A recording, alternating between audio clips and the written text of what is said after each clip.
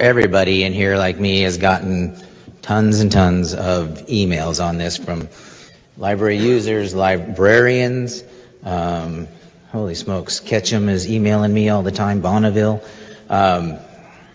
So let's start, and we've heard about the small libraries, which is going to be, especially tough for them because now you have an unfunded mandate to move to a different area. It's like, well, it was over here, now it's there. What are they going to do?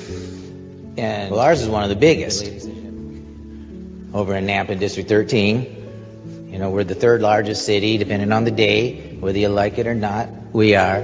So I got the receipts basically from them, and I want you to think about this in another aspect. Think about your Second Amendment rights. You're like, what? Wait, where's Kenny going? Here's where I'm going. Every time across the country, you always hear about the one. Nobody knew where Sandy Hook was, unless you hear about that one. That's what's happening here, like we see with our guns. And we know it's not the guns that are the problem. And these books are not being handed to kids. Sheriff from Kootenai County, he said, my gosh, look at this. Others may be like, what are you looking at? That's why it's the public. That's why they have some of these common tests. So they have reviews. You've got maybe the possibility of overzealous parents, people that are looking at taking advantage of that. I mean, eventually, pretty soon, you've got the insurance companies deciding your book policy. And we just talked about this a bit ago. I'm old enough to remember an hour ago.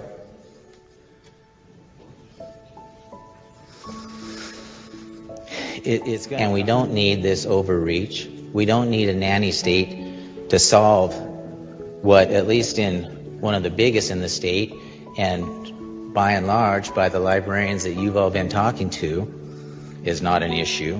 You remember last year, Meridian nearly lost, and Meridian's bigger than us, even though I hate to admit it. But Meridian, we have individual rights, and we talked about it earlier as well. People fought for those rights. We had the greatest generation. We had a generation of young men that stormed the beaches of Normandy. Chaos. And let me tell you about chaos. And I wish it were mine, but to quote Camels on the Horizon, which many of you have read, seen, bad times create strong men. Strong men create good times. Good times create weak men, and weak men create chaos. It's like getting hung by a new rope. Like, well, it wasn't as bad as it was. It's still bad. That's what I know. I think... Mr. Speaker, I object. I think at this point in time we're just filibustering. We're just talking about complete nonsense, going to Normandy and everything else. At some point in time we got to get back to the bill. The good gentleman is just getting back to the bill right now. Yeah, sure. Just getting back to it. Because you had people that fought for individual liberties. That's funny stuff. Oh my goodness. I'm sorry. That was funny. And I know he's trying to be sincere, I think, but that filibuster yesterday was incredible. I mean, it was really only, 11, 12 minutes long, but he raises some arguments that, as we move along here, he raises some arguments that got his seatmate, Representative Brent Crane, from the same district there in Nampa, District 13, and Brent Crane took issue with a lot of Representative Wroten's arguments there. So let's this is where the fireworks happen. So let's listen to Representative Brent Crane. Thank you, Mr. Speaker. To debate in favor of the bill. Gentleman has the floor. Thank you, Mr. Speaker and members of the body. I believe this is now the third year that we have dealt with this issue. We started out with a piece of legislation that simply wanted to remove an exemption that is in state statute with regards to the obscenity laws. If any member of this body were to hand a minor child a piece of material that violates Section 1814, you're going to go to jail for a year, except a librarian. That was the first legislation that passed this body. Then we had the legislation last year, and now we have this legislation before us. I can tell you, if this doesn't pass, we're going back to that bill. This issue is going to get solved one way or the other. You better pick which one you like. To sit there and say that this does not exist in Idaho libraries is patently false. If it doesn't, you have nothing to be afraid of. But to the good gentleman from District 13, we don't represent Sun Valley. We don't represent Ketchum. We represent Nampa, specifically District 13 in Nampa. And I have a constituent who videoed... Mr. Speaker, come on. Good gentleman from 13. And I had my receipts. You what? From Nampa. I've got the numbers from Nampa. You know, and yeah, mine was illustration that we make this decision for the whole state.